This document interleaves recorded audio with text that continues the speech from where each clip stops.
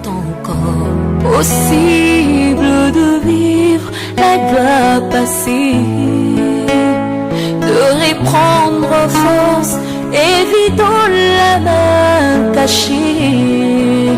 C'est possible de voir fleurir l'amour cassé et voir les blessures de nos cœurs séchés. Bienvenue à Ergus Ministries. Ergus Ministries, c'est votre chaîne YouTube qui consiste à vous communiquer la parole de la restauration. Voilà, nous sommes encore au rendez-vous avec un bon sujet, voulais-je dire, un bon sujet qui va bien vous intéresser. Je reçois déjà le bishop Ergus Senga. Bonjour papa. Et bonjour évangéliste. Vraiment, nous sommes heureux, nous ne sommes pas seuls comme d'habitude. Je suis avec le berger David. Bonjour berger. Bonjour évangéliste. Et voilà, aujourd'hui, un grand sujet est au rendez-vous, comme je le disais. Nous allons parler des ventes des églises. Il y a des hommes, je ne peux pas même les appeler des hommes de Dieu, mais des hommes religieux qui se mettent à vendre l'église de Dieu. Berger, avant que nous puissions nous adresser au bishop, comment vous trouvez ces sujets? Oui, c'est vraiment un grand sujet, ça fait débat. Ça fait débat, il se fait que c'est quelque chose qui se passe maintenant dans le monde. Donc c'est la raison pour laquelle nous sommes venus voir l'homme de Dieu et pour avoir aussi son point de vue par rapport à ce fléau qui est en train de se passer maintenant. C'est une abomination. Alors nous sommes venus voir l'homme de Dieu et entendre son point de vue sur ça. Bishop, je ne sais pas si vous êtes au courant, nous avons réalisé cela à Kinshasa, partout, les hommes appelés hommes de Dieu, mais qui ne sont pas véritablement hommes de Dieu, parce que je ne sais pas votre point de vue. Il a son assemblée, à un moment donné, un monsieur se présente, ou aussi un autre homme de Dieu se présente, il dit voilà, moi je vous prenez autant, et puis vous me laissez tout.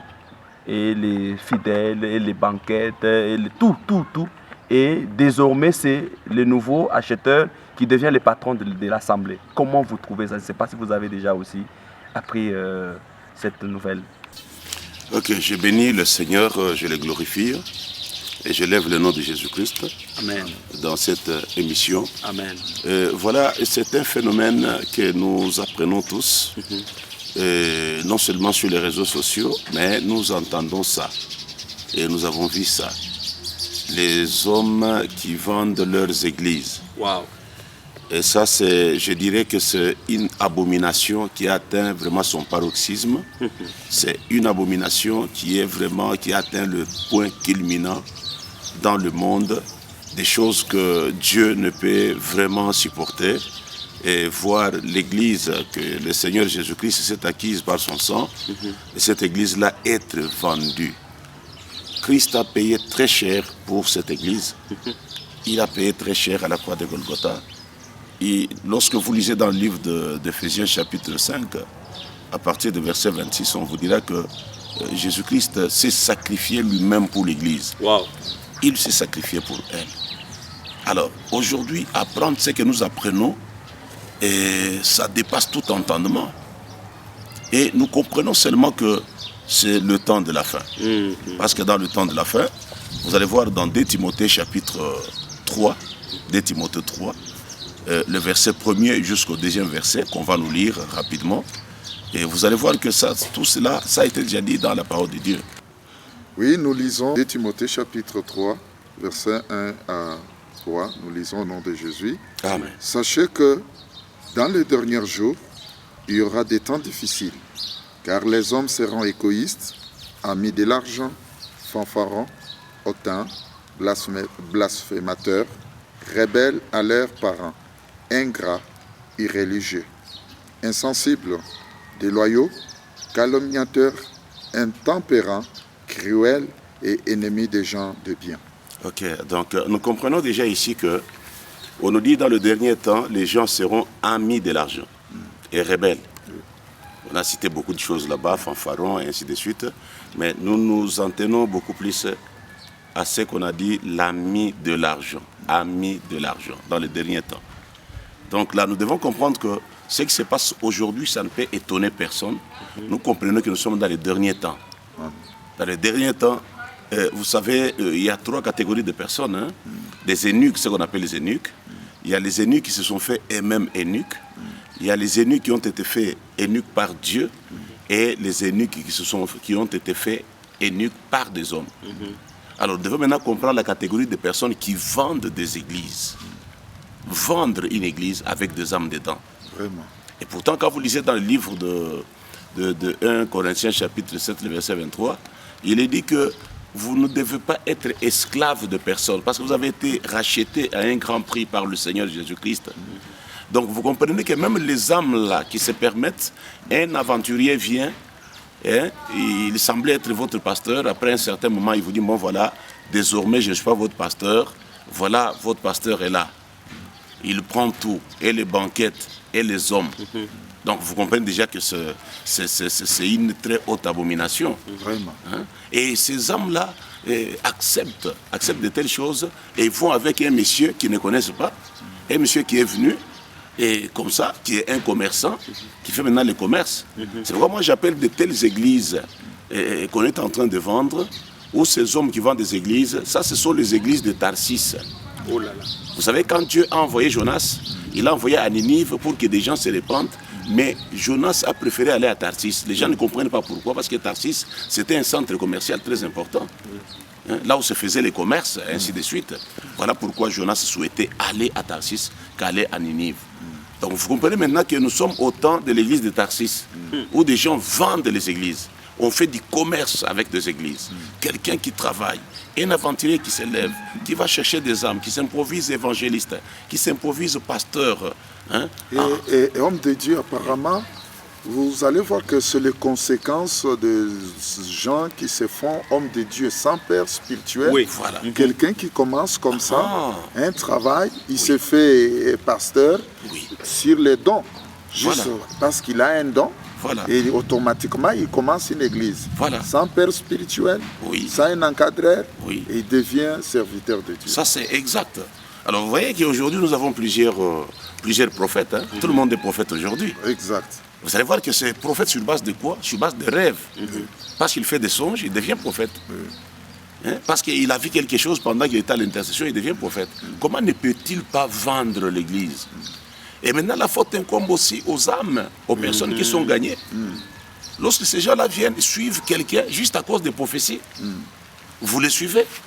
Il n'a jamais été pasteur. Vous le suivez juste pour vous prophétiser. Et vous allez voir que cette personne, à la fin, elle deviendra un commerçant. À la fin, parce qu'elle n'aura pas de l'eau. C'est de ces gens-là que Pierre appelle des fontaines sans eau. Donc quelqu'un qui n'a pas d'eau, l'eau c'est la parole de Dieu. L'eau c'est l'esprit de Dieu. Vous comprenez que quelqu'un qui n'a pas la parole, lorsqu'il va se cogner, arriver quelque part, il va se cogner, il va manquer la matière, il va manquer des enseignements, et après tout, il sera prêt à vendre l'église. Soit il peut vendre l'église parce qu'il n'a pas d'eau, il n'a pas la connaissance, il n'a pas la parole, il a commencé l'église sur base de dons, ou soit c'est quelqu'un qui il a commencé avec cette envie. Cette envie d'argent. Vous savez, aujourd'hui, il y a des gens qui peuvent fonder des églises parce qu'il a vu tel pasteur, il a des véhicules, il est bien, tout ainsi de suite. Il dit, bon, moi aussi, je vais commencer. C'est ainsi ce que tu viens de dire. Tu vois maintenant qu'il y a de jeunes gens qui se détachent de leurs églises, là où ils ont des pères spirituels, par convoitise d'argent, par envie d'argent, et il se dit, bon, voilà, moi aussi, je dois commencer quelque chose. Et il appelle ça quelque chose. Mais il ignore que l'église appartient à Jésus-Christ. L'église n'appartient pas à un homme. Pour qu'aujourd'hui, tu peux commencer à faire du commerce avec les âmes, faire le commerce avec des églises, tu commences et après tu vas les vendre. Donc nous sommes arrivés à un moment d'une abomination qu'on ne sait même pas décrire. Et même ces gens-là qui achètent des églises, ils sont tous dans les mêmes sacs. Parce qu'on n'achète pas l'église avec des âmes dedans. On ne peut pas acheter une église et avec des âmes, tu viens avec l'argent, tu dis, bon voilà, je change l'argent et les âmes. C'est ce que nous avons vu avec Abraham, on a évoqué ça. Hein? Donc Abraham, le roi de Sodome, qui disait à Abraham, voilà, donne-moi des hommes, moi je te donne de biens. Exactement. Vous comprenez cela? Donne-moi des hommes, moi je te donne de biens. Et c'est là qui vendent les églises. Et c'est là qui achètent des églises. Tous sont dans le péché. ils sont tous dans un autre monde. Parce que l'objectif, une bonne église, on doit la commencer en évangélisant. Jésus nous a envoyés évangéliser pour gagner les âmes, pour gagner le monde et amener ces âmes-là vers lui. Pas aller acheter les églises. Et on n'achète pas les églises. Et vous allez voir que l'objectif, c'est quoi? Soit on prend ces églises-là pour le revendre. Oui. Vous voyez, on peut aussi prendre pour revendre. Ou soit on le prend pour prendre ces âmes là-bas et les amener dans le monde des ténèbres, les amener dans un autre monde, les amener en enfer, que les amener vers Jésus-Christ, vers le ciel. Alors voilà pourquoi nous disons qu'on doit faire beaucoup plus d'attention à ces phénomènes qui commencent, on nous en a parlé, en Angola, à Kinshasa, même à Lubumbashi. Il y a des gens, de soi-disant pasteurs, qui se sont improvisés pasteurs et qui ont vendu leurs églises chez d'autres acheteurs, que nous appelons les acquéreurs présents. Oui, oui. Et homme de Dieu, l'église, apparemment, il y a soi-disant ces gens qui vendent les églises, et ils considèrent l'église comme un parti politique. Ah oui, ils considèrent l'église comme un parti politique, ils considèrent l'église comme une marchandise, et c'est un nouveau trafic. Hein. Vous voyez, c'est une nouvelle manière de faire le commerce. Hein. Donc vous comprenez quelqu'un qui se dit, bon, aujourd'hui, bon, comme je vois que je n'ai pas à manger, je n'ai pas quoi, et je vais aussi commencer l'église. Vous voyez que les gens commencent les églises aujourd'hui sans appel, il n'a pas l'appel, il n'a pas été appelé par Dieu, il n'a aucune vision, il n'a pas quoi que ce soit, et il peut même s'enfermer pour prier. Il dit, bon, je voudrais aussi commencer. Or, l'église, on ne la commence pas de cette manière-là. Donc, nous trouvons que ce sont des gens sans le Saint-Esprit, sans parole de Dieu, sans appel, ni quoi que ce soit. Et aujourd'hui, on assiste à un scénario macabre, un scénario vraiment effrayant. Là, on vous parle maintenant de vendre les églises, les gens qui font le commerce des églises. Commencer et revendre. Il va encore aller dans un autre coin, dans une autre commune, et il commence pour revendre. Et il gagne de l'argent comme ça. C'est une malédiction. C'est la malédiction. Il y a une autre motivation, Oui. Bishop, quand j'ai suivi aussi cette histoire. Oui. Quand un autre pasteur qui se voit avec beaucoup de moyens et il cible les jeunes pasteurs qui n'ont pas de moyens. Et il va là, non, voilà, nous venons pour nous mettre ensemble, prends l'argent et puis directement il lui fait intégrer dans sa communauté à prix d'argent. À prix d'argent. Parce qu'il profite de la faiblesse de celui-ci parce qu'il n'a pas de moyens. Qu'est-ce que vous pouvez dire aux pasteurs qui servent Dieu mais qui n'ont pas de moyens et qui tombent dans Nous avons le cas de Naboth. Wow. Vous voyez, Naboth, Akab voulait à tout prix prendre le champ de Naboth. Pour faire potager. Pour le faire un potager. Vous voyez l'objectif? Oui. Mais Naboth a dit, je ne céderai pas. Je ne peux pas céder. Je ne peux pas vous donner l'héritage de mes pères. De mes pères, voilà. Un homme qui a l'appel, un homme que Dieu a appelé et il a établi pasteur, et il a un troupeau sous lui, un tel homme ne peut pas céder l'église de Jésus-Christ à prix d'argent. C'est pourquoi nous disons que l'église de Jésus-Christ, l'église a pour chef Jésus-Christ. Un homme ne peut pas s'aventurer aujourd'hui, comme nous le voyons, de jeunes gens qui quittent leur père spirituel, des gens qui avaient des appels authentiques, des gens que le Seigneur a appelés et d'une manière claire et visible pour aller commencer quelque chose qu'ils vont revendre plus tard. Donc je vous dis que c'est une malédiction. Et ces gens-là, comme vous dites, voilà, les gens-là qui viennent avec de l'argent pour profiter de la faiblesse de ces jeunes gens, pour amener ces gens-là dans sa communauté, et comprenez que tout commerce dans les choses de Dieu, c'est une abomination. On ne peut pas faire le commerce dans les choses de Dieu. C'est une abomination. Et ils finissent aussi mal, homme de Dieu. Ils finissent très mal. Ils vont très mal finir parce que Judas a vendu Jésus-Christ à prix d'argent et après, vous voyez qu'il s'est pendu. Oui. Il est allé jeter, il a retourné cet argent, mais c'était déjà tard. C'était tard parce qu'on lui a dit que non, on ne sait pas reprendre cet argent. Et puis on ne peut pas mettre de l'argent comme ça dans les trésors. Qu'est-ce qu'on a fait? On a pris cet argent et on a acheté un champ du potier. Et on dit bien pourquoi? Parce que c'était l'argent du sang. C'est l'argent du sang. Quelqu'un qui vend l'église de Dieu avec les âmes dedans, avec des instruments, le matériel acheté par les enfants de Dieu, des partenaires de cette église qui ont acheté, croyant que l'homme fait l'œuvre de Dieu, mais ils ne savaient pas que l'homme n'était qu'un commerçant, c'était un homme de Tarsis. Je ne sais pas comment les gens de Tarsis, on peut les appeler. C'est pas les Tarsiciens, ou bien je ne sais pas comment. Alors, il y a beaucoup d'hommes de Tarsis aujourd'hui qui commencent à faire du commerce.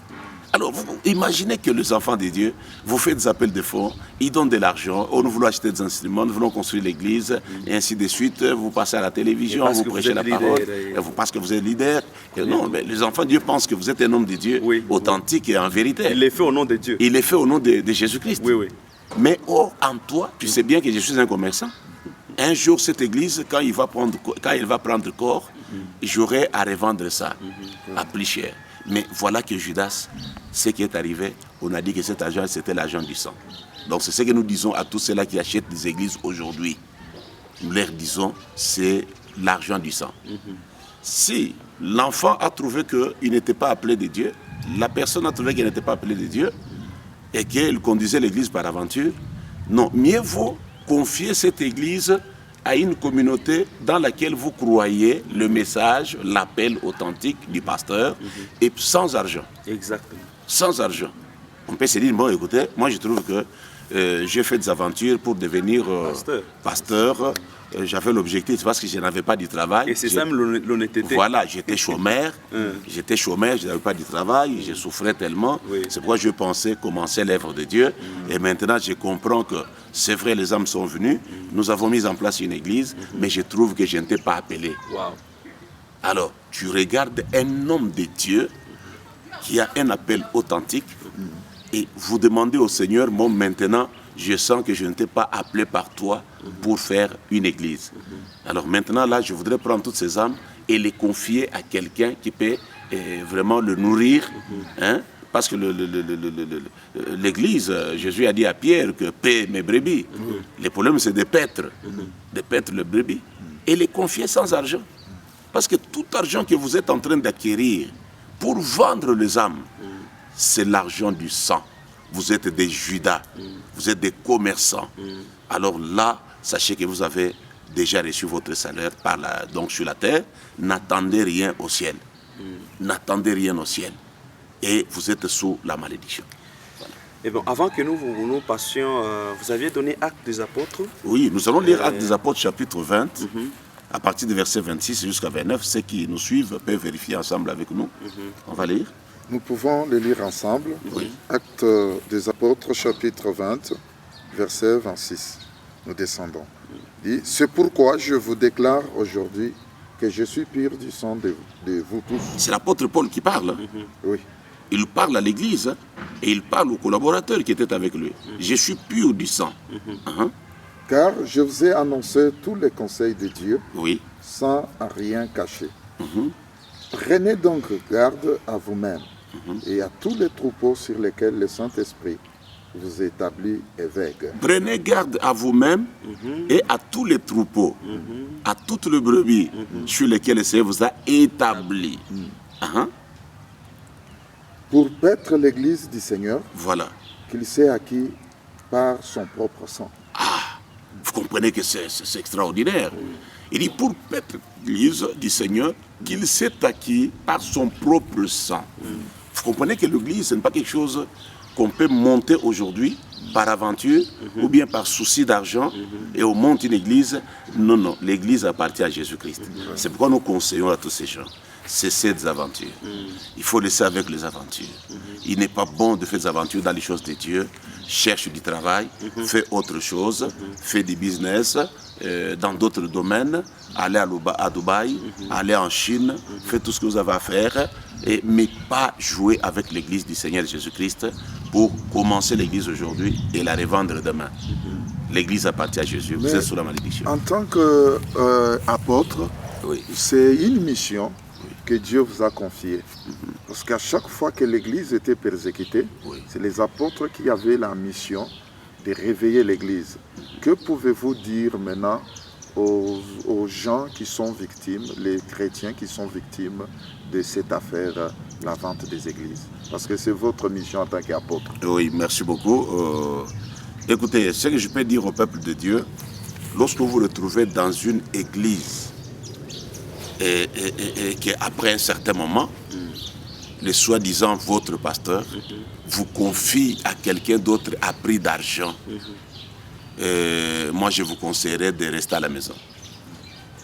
Pas rester à la maison pour longtemps, mais rester à la maison pour chercher la direction de Dieu, chercher l'orientation de Dieu, vers une église responsable avec un homme de Dieu appelé par le Seigneur. Parce que vous n'êtes pas des marchandises. Vous n'êtes pas des marchandises. C'est pourquoi nous venons de lire dans 1 Corinthiens 7, là, le verset 23, où l'apôtre Paul dit quoi? Il dit bien que vous avez été rachetés à un grand prix. Vous ne devez pas être des esclaves. Et lorsque maintenant, quelqu'un se permet de vous vendre, vous vendre à quelqu'un d'autre. Donc vous comprenez déjà que d'abord, la personne dans le main desquels on vous met, vous ne la connaissez pas. La destination qui va Vous ne connaissez pas la destination. Vous ne connaissez pas sa doctrine. Vous ne connaissez pas sa vision. Est-il de Dieu? Est-ce que l'enseignement donné dans cette église peut vous conduire au ciel? Vous avez cru dans une personne. C'est aussi le défaut, comme nous venons de le dire, d'autres personnes qui vont à l'église à cause des prophéties, à cause des dons. C'est ça aussi la fin de tout ça. Parce que vous vous retrouvez entre les mains de quelqu'un qui n'a pas la parole de Dieu, une fontaine sans eau, parce qu'il t'a prophétisé le matin, il t'a prophétisé le soir, et tu commences à le suivre. Tu deviens un disciple. Le disciple de qui? Les disciples de qui? Et par après, vous allez voir que la fin ne sera que ça. Vous serez des fidèles qui resteront en cours de route. Vous n'arriverez jamais à destination et on finira par vous vendre. On va vous vendre. En tant qu'apôtre, nous sonnons la sonnette d'alarme pour dire au peuple de Dieu, partout où on nous suivra aujourd'hui, voyez quelle destination on vous amène. On vous amène où? L'homme qui vous conduit, est-ce qu'il est prêt à supporter la souffrance? La personne est prête à supporter la souffrance juste pour vous, pour paître les troupeaux, supporter la souffrance, les difficultés, le manque d'argent, seulement parce qu'il respecte son appel et il doit rester avec vous jusqu'à la fin de temps. Et avec pour objectif de vous amener au ciel. Il faut vraiment essayer de vérifier, essayer de discerner si réellement l'homme qui vous conduit, c'est un pasteur établi par le Seigneur. Ou bien c'est un simple intercesseur qui avait les dons de prophétie, je ne sais pas de guérison. De guérison, et c'est fini. Il se transforme en pasteur, il commence à vous suivre. Et il parle beaucoup en langue, et vous sentez qu'il est rempli du Saint-Esprit, et vous commencez à le suivre, sans savoir s'il a été établi par le Seigneur comme berger du troupeau. Et voilà maintenant la fin, là où il va vous amener. Donc c'est pourquoi l'apôtre Paul dit, quittez du milieu d'eux, sortez du milieu d'eux. Il ne parlait pas pour le vrai, mais il parlait pour le faux. Vous voyez? Donc on ne peut en aucune manière vendre l'église du Seigneur. Les âmes n'appartiennent pas, je pense. Les âmes ne t'appartiennent pas. Les âmes n'appartiennent pas au pasteur. Les âmes appartiennent à Jésus-Christ. On est là comme de berger pour paître les troupeaux du Seigneur, comme Paul le dit là. Il dit c'est pour paître le troupeau du Seigneur. Le troupeau est constitué des âmes de brebis du Seigneur Jésus-Christ. Donc moi je pense, si toi tu n'étais pas appelé de Dieu, oriente-le vers une autre église dans laquelle tu trouves que l'homme de Dieu qui est là-bas, véritablement c'est un homme de Dieu, c'est un oint de Dieu, appelé de Dieu, établi par le Seigneur. Dites-le clairement que je vous ai acquis par ruse, par la malice, je n'étais pas un pasteur établi. Parce que David il dit quoi? Il dit lorsque, j'ai beaucoup aimé ça, la Bible dit à Saül, j'ai gardé le troupeau de mon père. Vous comprenez? Il garde le troupeau de son père. Et dans ce troupeau là-bas, il a accepté toutes les souffrances de la brousse pour les brebis. Et il dit, chaque fois où il y avait un ours, un lion, un ennemi qui entrait dans la bergerie, qu'est-ce qu'il faisait? Il défendait les troupeaux. Il défendait les brebis. Aujourd'hui, ce n'est pas le cas. Lorsqu'un pasteur fuit l'église, il y en a même qui fuient l'église à cause de la souffrance. Non, accepte un vrai pasteur, un vrai berger. Il doit donner sa vie pour le brebis. C'est ce que la Bible nous dit. Un vrai berger, il va souffrir avec le brebis. Dieu sait à quel moment il va te bénir, il peut te soutenir. Si réellement tu as été appelé de Dieu. Donc aujourd'hui, je pense que nous sommes arrivés à la fin. J'avais une petite question. Oui. Vous êtes le bishop d'une grande assemblée, ici à Lubumbashi, partout, les églises sont là. Il y a aussi des vrais pasteurs qui ont été tentés par l'argent. Oui. Et il s'est fait que, à la longue, il a vendu, il a eu l'argent, on lui a donné, il a dit bon, l'œuvre de Dieu c'est difficile. Oui. Mais vous avez un message de la restauration. Oui. Pour cet homme de Dieu qui va suivre votre vidéo, qu'est-ce qu'il peut faire après avoir vendu l'église? Il peut retrouver cette vidéo sur YouTube. J'informe encore, nous sommes sur YouTube, Ergus Ministries, abonnez-vous. Et qu'est-ce qu'il peut faire ensuite? En fait, il retrouve que voilà, ce que j'avais fait c'était pas bon, j'ai vendu. Qu'est-ce qu'il peut faire? Est-ce que Dieu peut encore l'utiliser? Cette abomination qui pèse encore, est-ce qu'il peut revenir encore sur les champs? C'est compris. C'est pourquoi il ne faut pas s'aventurer à commencer une église juste parce que tu as un don, mais c'est sur base d'appels spécifiques que quelqu'un peut devenir pasteur. Et de vrais même qui étaient des pasteurs, et vous sentez qu'après un certain moment, les choses te pèsent vraiment sur les épaules. Vous sentez maintenant que ça ne marche plus. Donc, reste ferme. Ne cède pas la sollicitation. Nous autres, nous avons déjà eu des sollicitations. On a eu des sollicitations. On nous a dit, voilà, on vous amène beaucoup d'argent, on va vous donner des jeeps, donne-nous l'église, et vous allez voir, nous allons vous construire, on va faire ceci, cela. Nous avons refusé. Nous avons dit, niet, je ne peux pas. Je souffrirai avec le brebis du Seigneur, jusqu'à ce que le Seigneur, parce que c'est un Dieu vrai, il est un Dieu fidèle, il se souvient toujours de ses serviteurs qui sont fidèles. Qui sont fidèles. Et il interviendra toujours. Mais pour ceux-là qui ont déjà vendu les églises, l'église du Seigneur, tu as vendu. C'est vrai, le message de la restauration est là. Mais on nous dit dans le message de la restauration qu'il n'y a point de restauration sans la repentance. Waouh, gloire à Dieu. Là où on cherche la restauration, l'élément primordial, l'élément le plus important, c'est la repentance. Et cette repentance doit être publique parce que vendre l'église du Seigneur, il y a les âmes que vous allez envoyer en enfer entre les mains des aventuriers, peut-être des magiciens, des occultes, ainsi de suite. Donc, il faut se repentir. Quand on se repent sincèrement, le Seigneur est capable, il peut te pardonner. Maintenant, les âmes là que tu as vendues. Vous voyez le problème? Là, c'est le problème de Dieu seul. Dieu peut te pardonner, mais le reste, nous, on ne connaît pas. Nous, on ne connaît pas ce que Dieu peut faire, parce que vendre l'église du Seigneur, nous n'avons pas autre chose que nous pouvons dire. Donc, ce que je peux dire, repentez-vous. S'il est arrivé que vous avez vendu l'église du Seigneur, on t'a donné l'argent, c'est l'argent du sang. Ça, c'est l'argent du sang. Et aujourd'hui, tu dois te repentir. Le Seigneur te montrera ce que tu peux faire. Avec cet argent, si tu peux retourner comme Judas, il est allé retourner cet argent là-bas. Et je ne sais pas le reste, mais c'est que je sais qu'il n'y a point de restauration sans la repentance. Voilà, c'est ça ce que je peux dire. Voilà, nous vous disons merci. Merci de partager cette vidéo. Je rappelle encore, vous êtes sur Ergus Ministries, parole de la restauration. Que Dieu vous bénisse.